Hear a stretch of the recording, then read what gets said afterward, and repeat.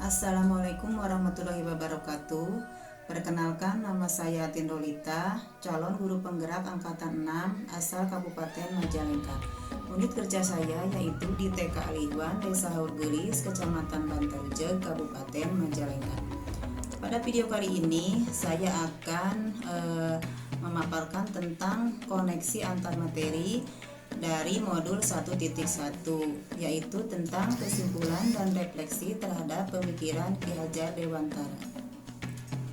Pada kesempatan kali ini sebagai pertanyaan pemantik yaitu 1.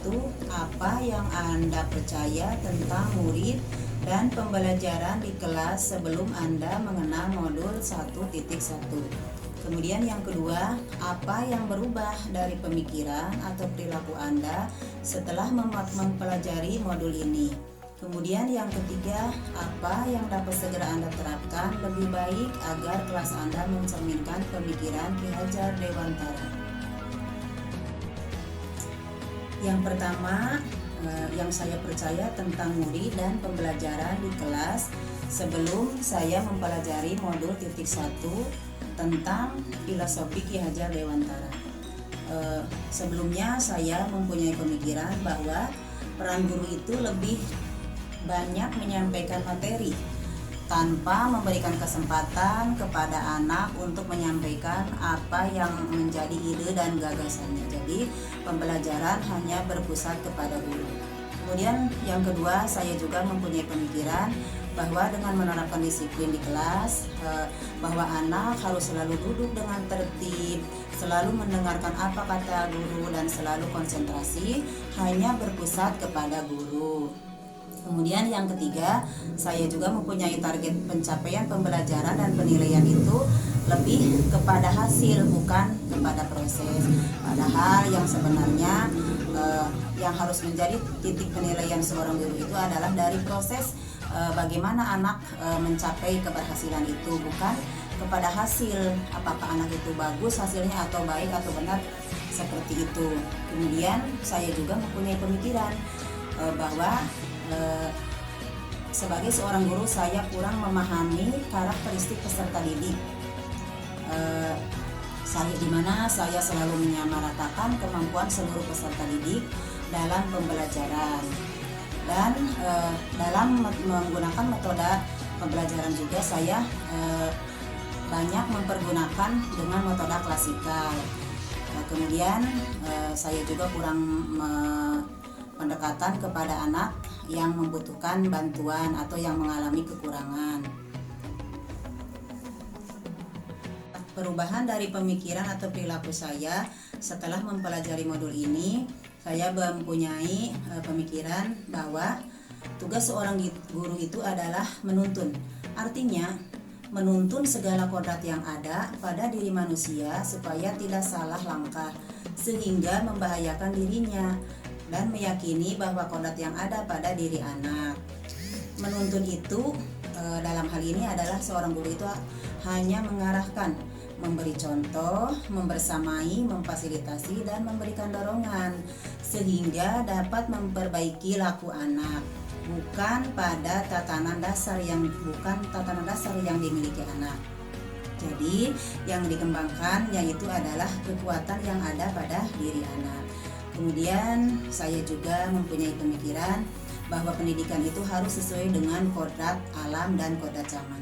Artinya bahwa pendidikan yang dilaksanakan di daerah pesisir pantai tentu akan berbeda dengan pendidikan pegunungan dan perkotaan. Karena pendidikan itu harus dimulai dari hal yang terdekat dengan anak. Namun seiring dengan perkembangan kemajuan zaman, maka seorang pendidik pun harus peka dan harus up to date akan perkembangan dan kemajuan zaman itu sendiri. Kemudian saya juga mempunyai pemikiran dengan tidak melupakan dari kodrat anak, bahwa anak itu harus merdeka dan senang bermain. Merdeka di sini artinya anak bebas bereksplorasi, berkarya sehingga muncul ide-ide kreatif yang ada pada diri anak. Kemudian dengan bermain, anak juga akan bergerak bebas tanpa ada ikatan dan paksaan. Dengan bermain, anak akan mencurahkan segala angan-angannya, misalnya cipta, rasa, dan karsa, kemudian tenaga dan kekuatannya. Kemudian pemikiran saya bahwa dasar pendidikan itu adalah budi pekerti. Menanamkan budi pekerti pada anak sehingga anak membentuk suatu peradaban. Budi di sini mencakup cipta, rasa, dan karsa. Cipta adalah pikiran, olah cipta, kemudian tajamkan pikiran. Rasa adalah perasaan, olah rasa, kemudian haluskan rasa. Karsa adalah kemauan, olah karsa, dan perkuat kemauan. Pekerti artinya tenaga, raga, sehingga sehatkan jasmani. Pemikiran selanjutnya bahwa pendidikan itu berpihak pada anak. Artinya bahwa anak itu harus bebas dari segala ikatan. Dengan suci hati mendekati sang anak, bukan untuk meminta suatu hak, melainkan untuk berhamba pada sang anak. Artinya anak bebas untuk menentukan minat dan bakatnya sendiri sesuai dengan kemampuannya tanpa ada paksaan atau larangan. Kemudian pemikiran saya juga selanjutnya yaitu tentang pendidikan, bahwa pendidikan itu ibarat seorang petani atau tukang kebun, di mana seorang petani itu diibaratkan sebagai seorang pendidik yang menebarkan benih-benih di lahannya, dan benih-benih itu adalah anak-anak didik kita. Maka tugas seorang petani itu hanya dapat mengelola tanaman jagung supaya tumbuh dengan baik, misalnya dengan merawatnya, memberi pupuk, menyirami, menyiangi, membasmi hama yang menyerang, memberi sinar matahari yang cukup. Sama halnya dengan pendidik, hanya sebatas menuntun dan mengarahkan anak supaya tumbuh dan berkembang sesuai dengan kodratnya, tanpa memaksakan anak untuk menjadi apa yang dicita-citakan oleh guru. Di sini anak bebas berkembang, berkreasi sesuai dengan minat dan bakatnya anak masing-masing. Yang dapat segera saya terapkan lebih baik agar kelas mencerminkan pemikiran Ki Hajar Dewantara, yaitu saya memulai kegiatan dengan speaking atau game dengan tujuan melatih anak supaya tidak tegang, supaya anak merasa santai, merasa rileks, dan ketika mulai kegiatan kondisi anak dalam keadaan senang. Kemudian yang kedua, saya juga memandang anak sebagai subjek, bukan sebagai objek dalam pembelajaran. Artinya anak yang mempunyai peranan penting dalam proses belajar mengajar. Anak yang menggali dan menemukan sendiri ide-ide, gagasan, dan pemikiran-pemikiran yang kuat terkait dengan kegiatan pembelajaran. Jadi peran seorang guru itu hanya sebagai motivator, membimbing dan mengarahkan, tanpa menjejali anak dengan aturan-aturan yang menekan dan materi-materi yang bersifat monoton, sehingga anak hanya menjadi pendengar setia. Kemudian langkah selanjutnya, saya juga tidak menilai anak dari segi kognitif, melainkan dari semua aspek perkembangan. Seperti halnya dalam kurikulum Merdeka yang kita kenal sebagai profil pelajar Pancasila, yang di dalamnya berisikan tentang nilai-nilai yang berorientasi tentang penguatan kompetensi dan pengembangan karakter. Di antaranya beriman dan bertakwa kepada Tuhan Yang Maha Esa, kemudian mandiri, bernalar kritis, kebinekaan global, bergotong royong, dan kreatif. Kemudian saya juga mempunyai pemikiran bahwa dengan menghilangkan segala bentuk hukuman maupun penilaian negatif terhadap anak, namun selalu memberikan anak dengan pujian.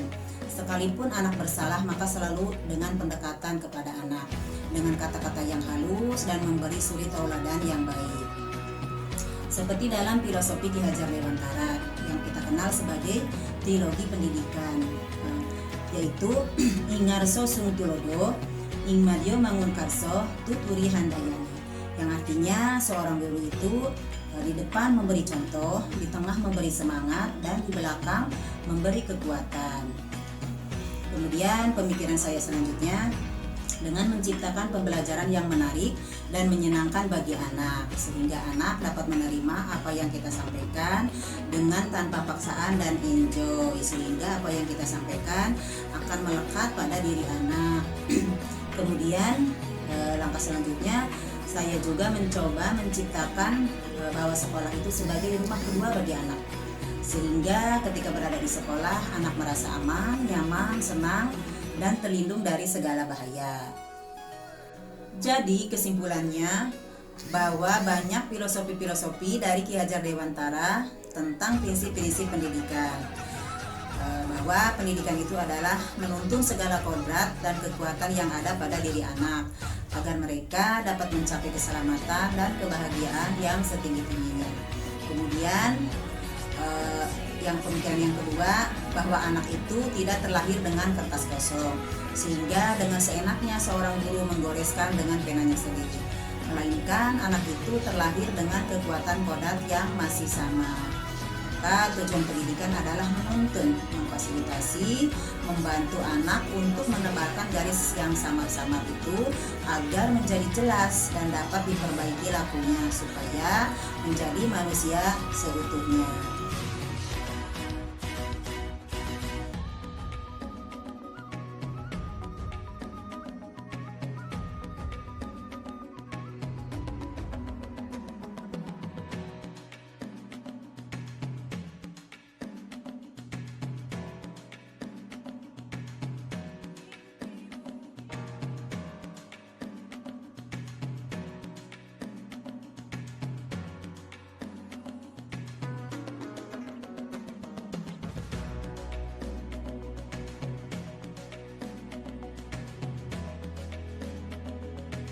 Demikian kesimpulan dan refleksi diri saya.